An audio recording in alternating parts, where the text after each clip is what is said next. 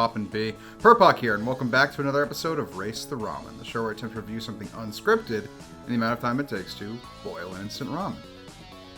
And today we'll be taking a look at Guillermo Del Toro's Frankenstein. Available now on Netflix.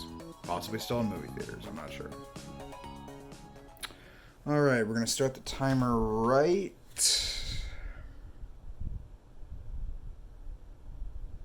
now. Okay, so Guillermo Del Toro's Frankenstein. I don't know a lot about the original Frankenstein story.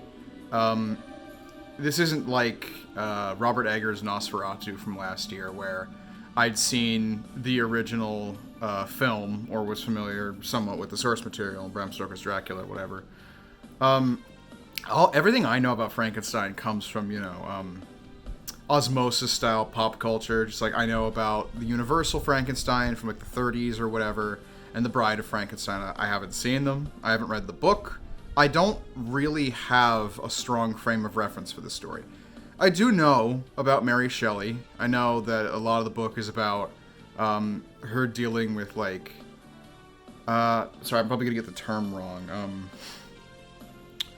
Like post-maternal like grief, like the tragedy and the horror of having children and being a woman, and from the perspective of like a mad scientist, basically. I'm saying all of this as preamble because I don't know anything about Frankenstein. I really didn't much going into this, but I do really love Guillermo del Toro. I think his movies aren't all equally good. I mean, it never really is with most filmmakers. But I like most of his movies, and I feel like I've seen most of his movies at this point. Pacific Rim, Blade 2, Pan's Labyrinth. I really, really loved his Pinocchio film, which was also for Netflix, and I reviewed that for this channel a while back. Might be my favorite Guillermo.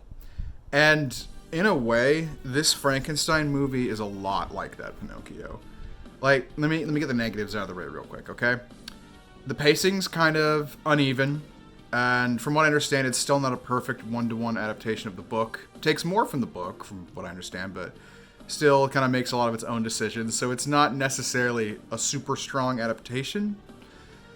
Some of the characters aren't there for as long as I'd like, and I don't know. It's got little things that bother me about it. That said, I think I loved it. I think that it's messy, and I don't think it's his best movie, but it's probably one of the films I've enjoyed the most in 2025 so far. Like,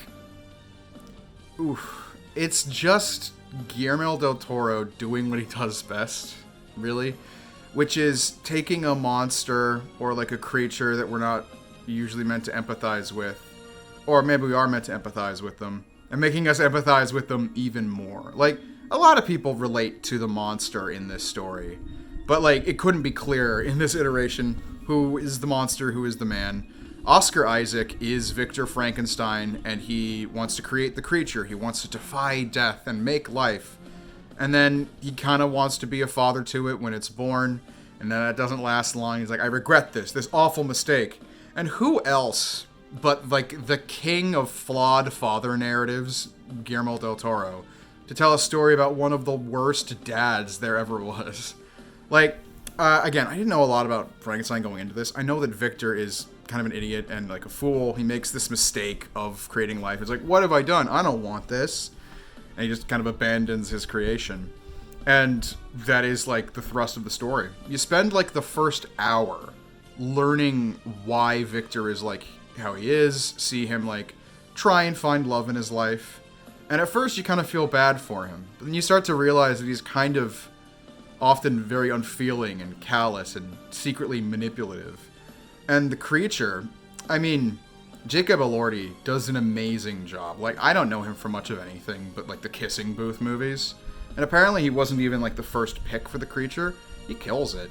He's really good at like switching between like timid, frightened, childlike, like infant creature and like curious, wide-eyed bemusement straight into like horrifying, like throat-splitting roaring and like carnage.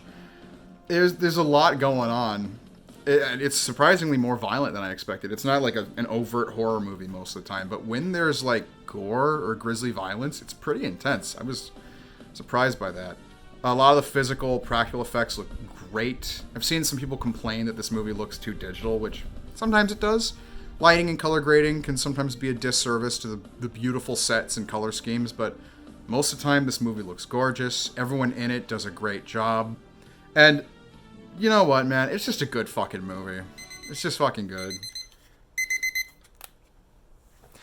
Hopefully that gives you a decent impression of what I think of the film. I've seen so much bizarre discourse about this one. I've seen a lot of people say they love it. And I've seen people being like, oh my god, worst Guillermo movie ever. And, oh, what a terrible disrespect to the novel. And, you know what? Those people are allowed to think what they want to think.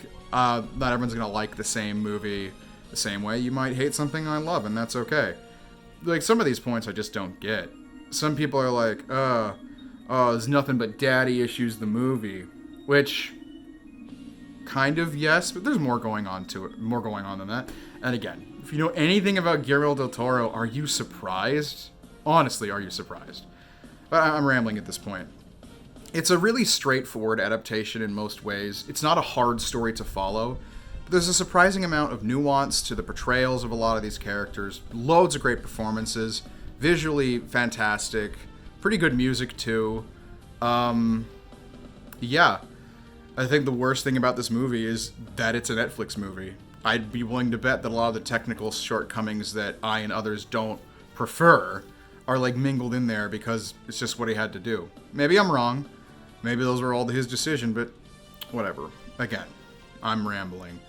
This is just a great time, and it just weirds me out, I guess, to see so many people like shitting on it when it just feels like a nice gift. It's like, hey, here's a cool movie. Here's like a long, well thought out, well put together movie about love and fatherhood and flawed characters and learning to forgive and morality and war and all this stuff, and people are just like, whatever, this is like slop, I don't care. I'm just like, you people don't deserve nice things, alright? If you're just gonna say everything is shit and slop, then get out of here. Some of us are having fun. Anyway, I give Guillermo Del Toro's Frankenstein a 9 out of 10. Again, it's messy. I'm probably giving it a slightly higher score than maybe it deserves if I'm observing it completely objectively, technically. There's no like serious flaws to it that hold it back for me, but I can see where some people's complaints are coming from. But at the same time, this is just so my thing. Like, the visual design is so like colorful and gothic and well thought out. Costume design is just delicious. It felt like Guillermo's version of Poor Things, or like Nosferatu by Robert Eggers. Is it like the definitive adaptation? Not necessarily. But it's a good adaptation. Good enough. And it's a really good movie and a good story that functions well within itself and has a lot to say. So I would absolutely recommend you check it out. If you can handle a little bit of like grisly imagery, and if you're sure you can watch the plight of the poor monster and not weep your eyes out, totally. Give this a shot. It's fantastic. Great movie. I'd just like to say, I am sorry this video took longer than usual. I've just been a little busy this week, and I didn't have a chance to film sooner. I didn't watch the movie right away. I was busy. Lots of things happened. So again, I'm sorry that I'm like a week late with this review. That said, I'm only a little sorry, because Netflix was late too. Why the fuck did you release this film in early November? Halloween just happened. Would it not have been perfect to release it on like the 30th or the 31st? You wait a week past that to release it. Does anyone know what they're doing in marketing anymore? Or were they afraid that it was going to take attention away from people's yearly rewatch of Hubie Halloween or something?